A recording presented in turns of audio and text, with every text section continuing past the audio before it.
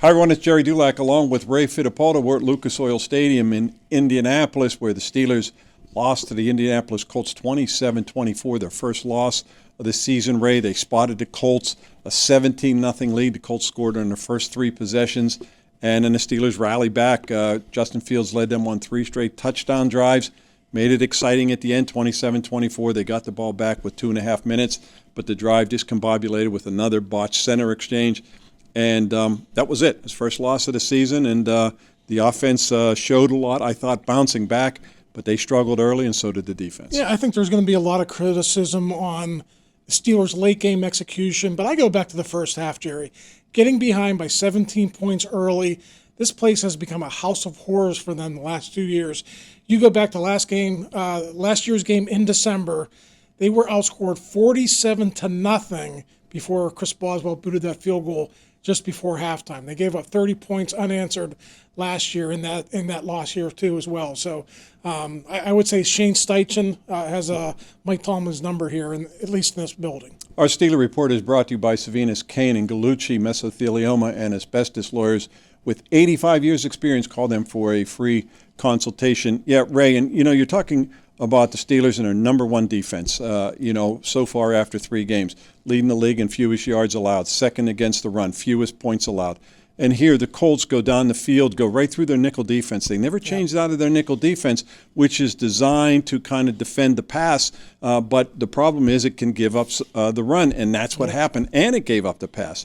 Joe Flacco and Anthony Richardson, who went out of the game with an injury, combined to complete 5 or 6 passes for 80-some yards, and they ran, 56 yards, and they ran 11 times for 80-some yards on those 2 possessions, and yet the Steelers never got out of their defense, and 2 of their first 3 possessions were offensive possessions, were 4 and out for the Steelers, so 3 and out, So that's how they got behind 17-0, and then, of course, a couple costly turnovers hurt them. Mike Tomlin, as usual, after the game, always wants to point to the turnover battle, but they just got outplayed right from the start, right? Yeah, and they never recovered, even though they tried. Yeah, I mean, this is a situation, Gerry, where the Colts got off to a great start, and Mike Tomlin said the Steelers had a hard time adjusting from going from practicing for Anthony Richardson all week to Joe Flacco. And I asked Mike after the game, why didn't you blitz Flacco?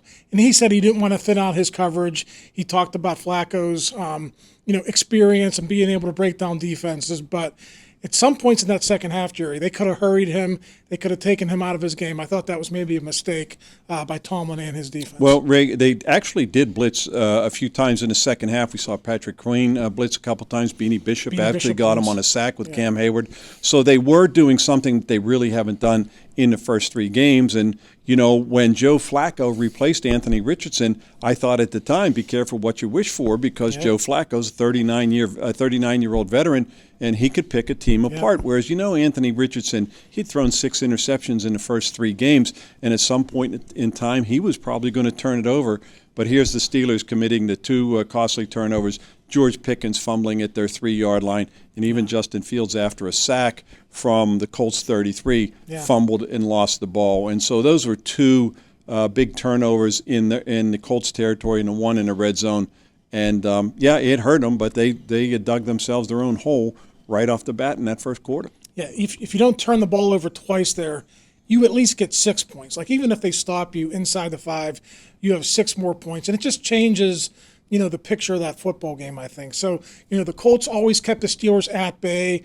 The Steelers would answer in the second half, and the Colts would answer. I thought overall, Gerry, just a very disappointing effort from the defense today. I thought if they stiffened a little bit earlier, I think that game would have been more in play for them to win at the end. Yeah, allowing 27 points after allowing just 26 in their first 3 games. Ray, you have to go back to last year's season opener against the San Francisco 49ers to find the last time a team scored on their first 3 possessions to open the game. The 49ers actually scored on their first 4 possessions. The Steeler defense hadn't done that. You don't see that happen very often. But it happened against a Colts team that's not exactly a dynamic offense. Wow. But, Jonathan Taylor had success running the ball. They were able to complete a couple deep passes over the top, which is what they have done all year.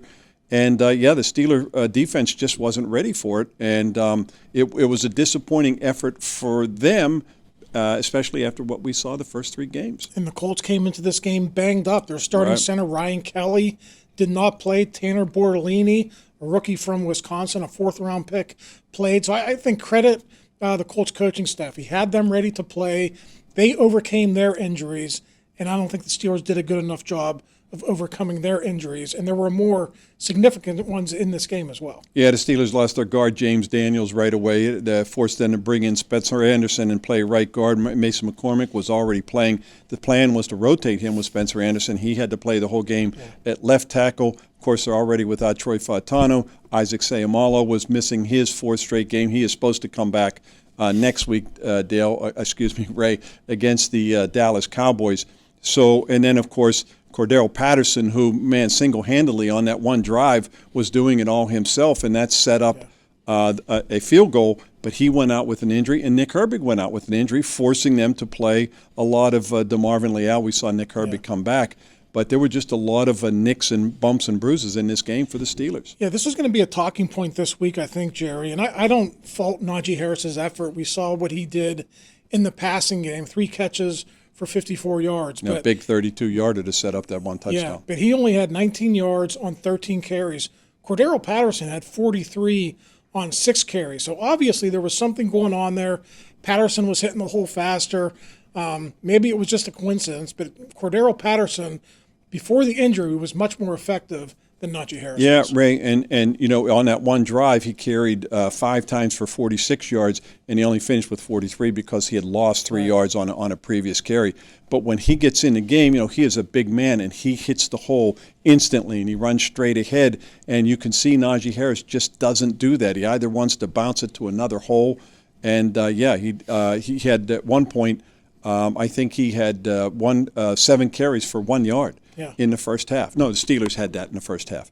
They just had a hard time running the ball. We saw that last week too, Ray, until the 4th quarter, until those last 9 carries, and it hasn't been something that they've been doing very well, at least especially with Najee Harris. Jalen Warren, of course, did not play again. Yeah, and listen, the injuries on the offensive line are a big part of this. They've played without Seumalo for a month now. It's being juggled up front with the young players, but at some point, if they want to be an effective offense, they do have to run the ball better earlier in games than they do later in games. Just getting off to these slow starts, Gerry, 10 points in the first quarter of the first 4 games, that's not good enough. Ray, and real quickly, too, again, I mentioned it earlier, the botched center exchange. They got a first down. They were at their 5th play into that final drive. Here was a chance for Justin Fields to maybe show this is the time to bring the team back for what would be a really incredible victory. And he's not watching. He's looking. He said he was looking down the field, trying to study the Colts coverage. Yeah. Zach Frazier got the signal, hiked the ball. Yeah. He did. He snapped it into the shotgun, and it bangs off Justin Fields. They lose 12 yards on the play. Now it's 2nd and 22, and they never recovered. Fumbled quarterback. And we've seen this happen a lot. Preseason, Mike Tomlin was concerned about it. 4 weeks into the season, it's not fixed. They got to get that fixed in October. Again, if they want to be an effective offense. Justin Fields involved in all 5 of those bad center exchanges, regardless of whose fault it was. That's going to do it from Indianapolis. The Steelers play the Dallas Cowboys at home next Sunday night. We will be there for that game. We'll wrap things up after that game at Acrisure Stadium. For Ray Fittipaldo, I'm Gerry Dulac. You're watching Post-Gazette.com.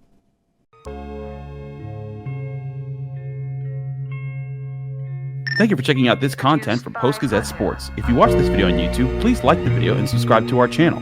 For all of the sports coverage the Post-Gazette has to offer, visit post-gazette.com.